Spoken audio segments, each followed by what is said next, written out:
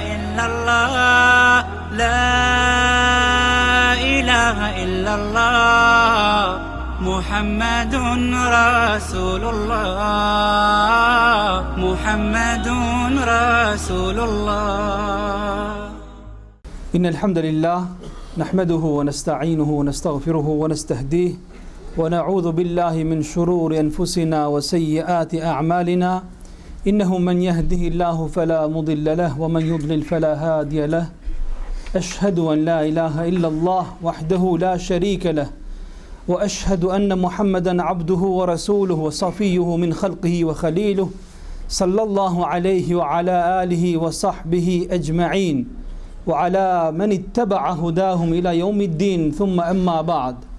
أيها المسلمون الحاضرون، يقول ربنا سبحانه وتعالى في كتابه العزيز: أعوذ بالله من الشيطان الرجيم. ويقول الذين كفروا لست مرسلا قل كفى بالله شهيدا بيني وبينكم ومن عنده علم الكتاب. Falenderimet janë për Allahun xhalla sha'nuhu, Zotin ton, falenderojmë për ti ndihmë dhe falje kërkojmë. Atë njeri të cilin e drejton Zoti, askush nuk mundet ta humbas, ai njeri që humbet rrugën dhe veten e tij, askush tjetër përveç Zotit nuk mundet ta drejtojë. Dëshmojmë dhe vërtetojmë se nuk ka Zot tjetër që meriton të adhurohet me të drejtë përveç Allahut xhalla sha'nuhu, një dhe i pashoq. Dëshmojmë dhe vërtetojmë se Muhamedi, paqja dhe bekimet e Zotit qofshin gjithmonë me të, është robi i Zotit dhe është i dërguari i tij i fundit. Të nderuar besimtar dhe besimtare, vëllezër dhe motra, Allahu xhalla sha'nuhu thot në Kur'anin famlart: e të thonë ty o Muhammed ata që kanë mohuar, nuk je i dërguar, thua ju atyre, më mjafton mua Allahu dëshmitar mes meje dhe mes jush, dhe më mjaftojnë ata që kanë dituri prej tharëve të librit. Vëllezër dhe motra, besimtar dhe besimtare, edhe pse Zoti i gjithësisë është ai që i krijoi njerëzit, edhe pse ai është e vërteta absolute që nuk ka nevojë për argument, ai përsëri ju sjell argumenta njerëzve, sepse vetë ai ju dha mendje, dhe Zoti që ju dha mendje njerëzve ju respekton këtë mendje. Edhe pse profetët e Zotit kanë qenë njerëzit më të pastër, kanë qenë njerëzit që kanë ftuar vetëm për mirë, kanë qenë njerëzit më të sinqertë që asnjëherë s'kanë gënjur, edhe ata i kanë mbështetur Zoti me fakte, me argumenta dhe mrekulli, në mënyrë që të qetësohen besimtarët e tyre e të reflektojnë mohuesit e tyre. Çdo profeti që ka dërguar Zoti i gjithësisë janë dhënë mrekulli, edhe këto mrekulli kanë qenë të përshtatshme me mendjet e njerëzve dhe kohën që kanë jetuar këta njerëz. Kështu Zoti i dha Sulejmanit alayhis salam pushtet të madh, që se ka patur dhe s'ka për ta patur asnjëri mbi shpinën e kësaj toke, dhe i dha erën e cila ishte nën urdhrat e tij. Pse? Sepse populli në të cilin jetonte Sulejmani alayhis salam ishin të mahnitur nga pushteti. I dha Zoti Musait alayhis salam shkopin që kthehej në gjarpër, dorën që dilte e bardh, i dha mundësi që të kaloj përmes detit, sepse populli ku jetonte Musai alayhis salam ishin të mahnitur nga magjia. I dha Isait alayhis salam aftësinë për të shëruar verbrin, lebrozën e për të ngjallur të vdekurit, sepse populli ku jetonte Isai alayhis salam ishin të mahnitur e të magjepsur nga mjekësia. I dha Muhammedit sallallahu alaihi wasallam mrekulli të ngjashme me këto, dhe një më të madhe se sa të gjitha këto, i dha fjalën Kur'anin famlart, sepse populli ku jetonte Muhamedi alayhis salam dhe gjithë njerëzimi që do të vinte pas tij do të jenë të mrekulluar e të magjepsur nga fjala, poezia dhe oratoria. Kundërshtarët e Islamit, vëllezër dhe motra, janë të zgjuar. Jo të gjithë ata që shajnë pejgamberin alayhis salam të duken kundërshtar, ata dalin haptazi. Nuk ka nevojë edhe ti luftosh, ka disa kundërshtar që janë më të zgjuar, kur godasin në themele, që ti lëkundin themelet nga baza, godasin në profecinë e Muhammedit alayhis salam. Ata thonë, Muhammedi alayhis salam ishte burr i zgjuar, ishte njëri i mençur, lider politik, reformator që rregulloi gjithë gadishullin arab, por këtu vendosin pikë në fund fjalisë, nuk shkojnë më andej. Ata duan të thonë ishte njëri i madh, por nuk ishte profeti i Zotit, se nuk kishte mrekulli. Prandaj njohja e mrekullive të profetit Muhammed sallallahu alaihi wasallam bën të mundur zgjerimin e kraharorit, shton krenarin e çdo muslimani dhe rrit besimin tek Zoti dhe tek i dërguari i tij sallallahu alaihi wasallam. Sa të jetë kjo jetë, sa më shumë argumenta ka njeriu për mrekullitë e Muhammedit alaihi salam, aq më i fortë, aq më fisnik dhe krenar do të jetë muslimani. Do të mundohem në këtë hutbë aq sa lejon koha të përmend 3-4 nga mrekullitë e Muhamedit sallallahu alaihi wasallam, duke shpresuar që të zbutet më shumë zemra jon, të shtohet më shumë besimi ynë dhe të kemi krenarinë dhe kënaqësinë që jemi ndjekës të këtij njeriu që kurrë s'ka gënjur dhe gjua e tij ka thënë vetëm të vërtetën. Mrekullitë e Muhamedit sallallahu alaihi wasallam ishin vepra, ishin gjeste që ai i bori përpara syve të shokëve të tij. Ata i panë me sy, ata i transmetuan me gojë dhe gjithë historia i ka shkruar e transmetohen të sakta sot e kësaj dite. Në betejën apo në ngjarjen e Hudejbijës ishin afërsisht 1400-1500 musliman në krah të profetit Muhammed sallallahu alaihi wasallam. Erdhi dikush dhe i tha o profeti i Zotit, nuk kemi asnjë pikë ujë, as për të pirë, as për të marrë abdes, as për një veprim. Profeti alayhis salam pyeti se si ka mundësi, i than ishte një burim i vogël, por u konsumua dhe ka ngelur aq sa nuk mbush një gotë. Profeti alayhis salam pyeti shokut, kujt i ka ngelur qoftë dhe pak ujë? Tha dikush, mua më ka ngelur pak ujë o profeti i Zotit. Atëherë mori këtë sasi ujë profeti alayhis salam, e futi në gojën e tij, tha bismillah, e nxori dhe e hodhi në atë burim, u shtua ujë, u mbush gjithë burimi, erdhën një nga një 1500 musliman, morën abdes, pinë ujë, mbushën gjithë enët e tyre, e kur u pyet transmetuesi i këtij hadithi, i kësaj ngjarje, sa vet ishi? Tha ishim 1500, po të kishin qenë dhe 100.000 do t'u mjaftonte.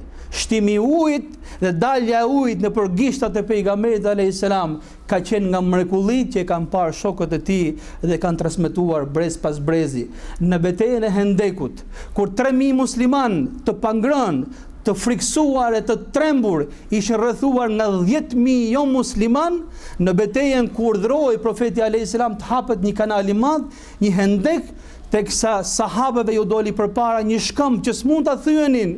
Shkuan dhe i thanë o profeti i Zotit, s'kemi më fuqi, nuk e thyem dot të shkëmb. Tha malini mua, zbritin thellësinë e kanalit, mori vetë çekiçin, tha bismillah, Allahu akbar, sa që shkuan shkëndia prej këtij shkëmbi. Këtu Jabir ibn Abdullah pas e u ngrit rroba pejgamberit alayhis salam dhe u zbulua barku, pa që mbi bark vetë profeti i Zotit kishte lidhur një gur, se kishin 3 ditë pa ngrënë. U prek shumë prej kësaj, shkoi tek bashortja e tij dhe i tha, a kemi diçka për të ngrënë, se kam parë pejgamberin alayhis salam me gur të lidhur mbi bark? Tha, vetëm nëse therim atë qengjin e vogël, se ishte sa një pul, gjë tjetër nuk kemi. Tha, boja çfarë të kesh.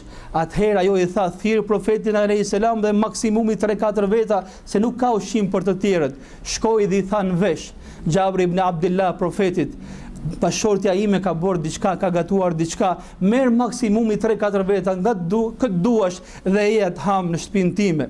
Por pejgamberi alayhis salam thiri, o ansar, o muhaxhir, o ushtarët e Hendekut, dhe arriti zërit e 3000 ushtar. Ejani se Jabir ibn Abdullah ju ka ftuar për ushqim. Kur dëgjoi këtë thirrje, Jabrit ju dridhën këmbët. Ta ndoshta profeti alayhis salam nuk kuptoi çfarë i thash dhe shkoi dhe i tha gruas, ne u turpruam sot, po vjen gjithë ushtria e pejgamberit alayhis salam. Por ajo grua besimtare dhe e zgjuar, tha, a e sqarove profetin e Zotit? Tha, i thash siç më the ti. Tha, atëherë lëre sa ai e di më mirë se çfarë thot. Profeti alayhis salam çoi urdhër te gruaja Jabir ibn Abdullah të mos e nxjerrin ushqimin nga ena, as brumin aty ku bëhej gati, mos e nxjerrin derisa të vinte vet ai. Erdhi, fryu tek ena me ushqim, dhe tha bismillah. Fryu tek e vendi ku bëhej brumi dhe tha bismillah. Tha tani ti nxirr brumi, tha grua së Xhabri ibn Abdullah, e unë nxirr ushqimin, mi futni sahabët e mi 10 nga 10, u futën 10 nga 10 sa mbaruan 3000 ushtar. Të gjithë hëngrën dhe u ngopën. Edhe në fund tha Xhabri ibn Abdullah, masi u largua gjithë ushtria, betohem në Zot se ai ushqim që kish gatuar gruaja ime ishte i njëjti i paprekur. Kjo është bereqeti, kjo është mrekullia e Muhamedit sallallahu alaihi wasallam që se ka transmetuar një person, por e kanë parë me sy, janë ngopur banqet 3000 personave nga sahabët e pejgamberit Muhammed sallallahu alaihi wasallam. Për mrekullive të profetit ton sallallahu alaihi wasallam është se ati i flisnin sendet e janë koheshin kafshët, teksa rrinte një ditë me shokët e tij, erdhi një pllumb e ul në kokë. Duke se po i thoshte diçka, qeshën, u çuditën shokët e pejgamberit alayhis salam, një pllumb që ulet mbi kokën e një njeriu nuk lëviz, por profeti i Zotit i tha atyre, a e dini se çfarë po më thot ky pllumb? Po më thot se dikush prej jush i ka prishur folen dhe i ka marrë zogjt. Kthejani fëmijët kësaj nëne. Kush ja mori zogjt asaj? U ngrit dikush dhe tha, unë bëra shaka dhe ja mora. O profeti i Zotit, ktheja tha, mos e tremni nënën në fëmijët e saj, kur ja quan fëmijët në fole, ajo fluturoi dhe u ngrit e gëzuar.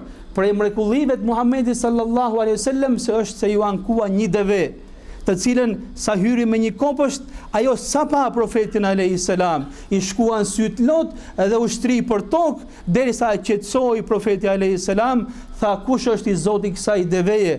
Erdhi dikush dhe tha unë jam i Zoti i saj, o profeti i Zotit.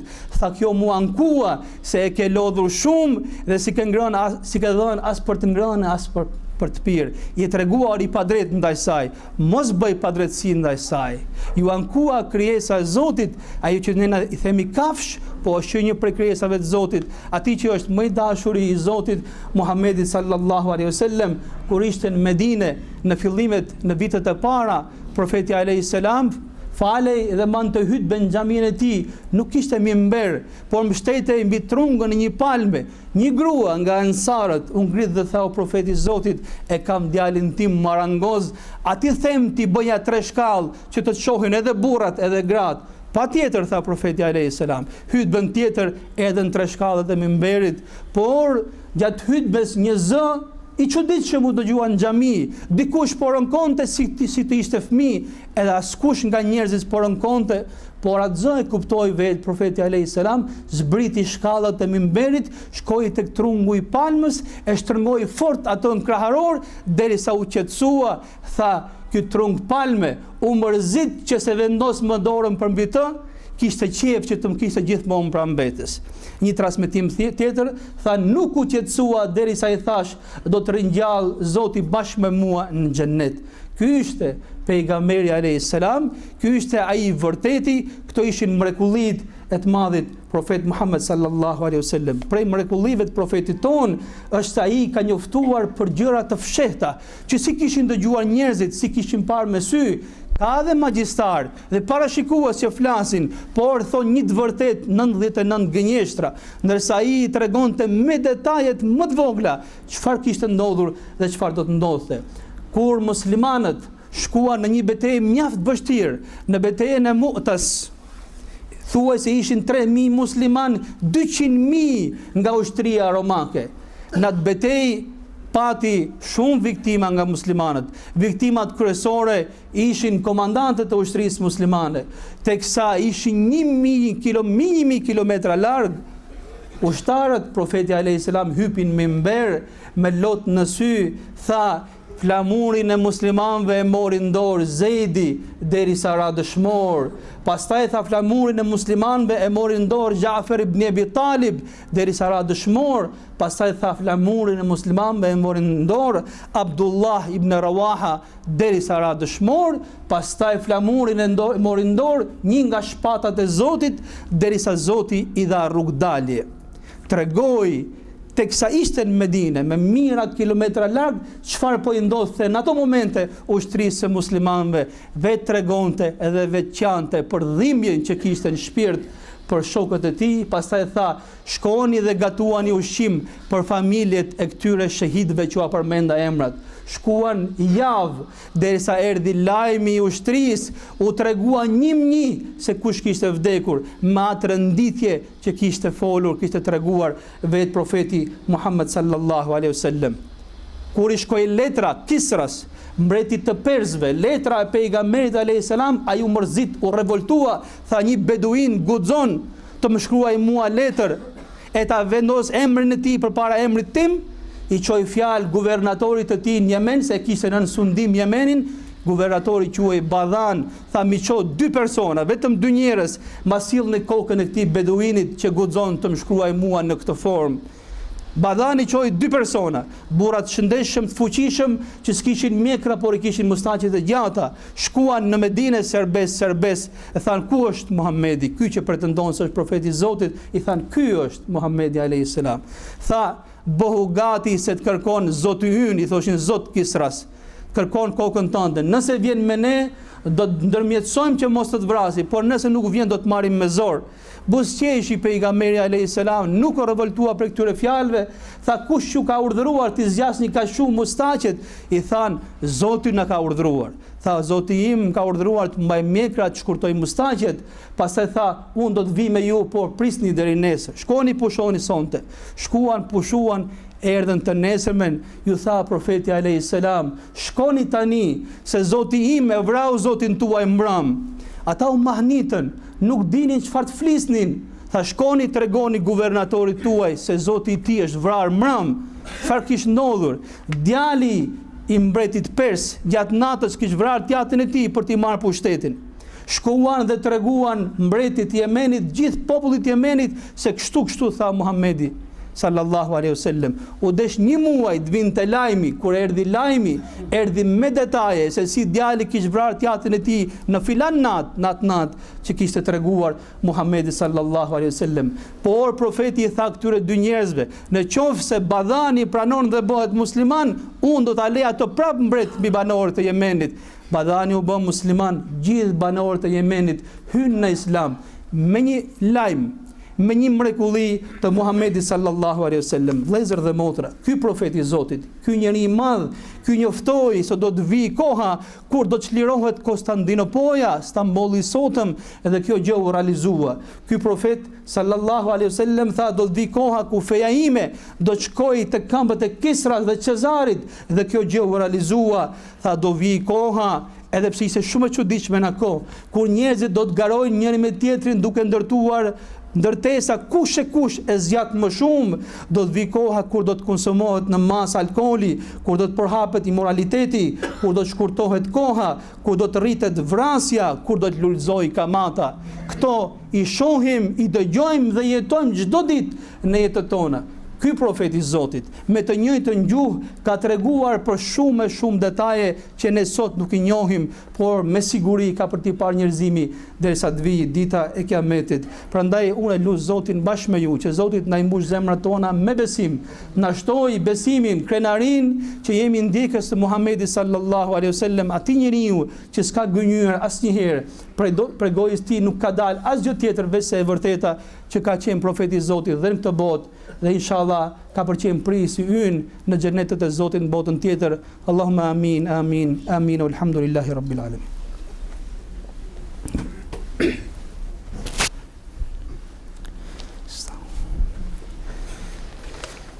Alhamdulillahi rabbil alamin, wassalatu wassalamu ala sayyidina Muhammedin wa ala alihi wa sahbihi ajma'in, thumma amma ba'd. Vëllezër dhe motra, besimtar dhe besimtare, mrekullia më e madhe që la pas Muhamedi sallallahu alaihi wasallam e që ka për të mbetur edhe mas vdekjes së tij derisa të jetë kjo jetë, nuk ishin të gjitha këto që përmenda, por është diçka shumë më e madhe. Është fjala e Zotit, Kurani famlart.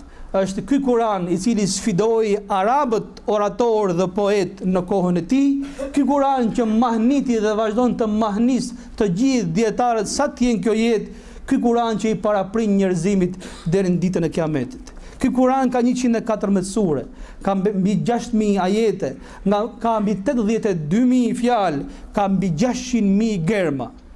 si të gjithë libra të tjerë, por ky Kur'an është mrekullues, është i mahnitshëm, është mrekulli në poezinë, në prozën dhe rimën e tij.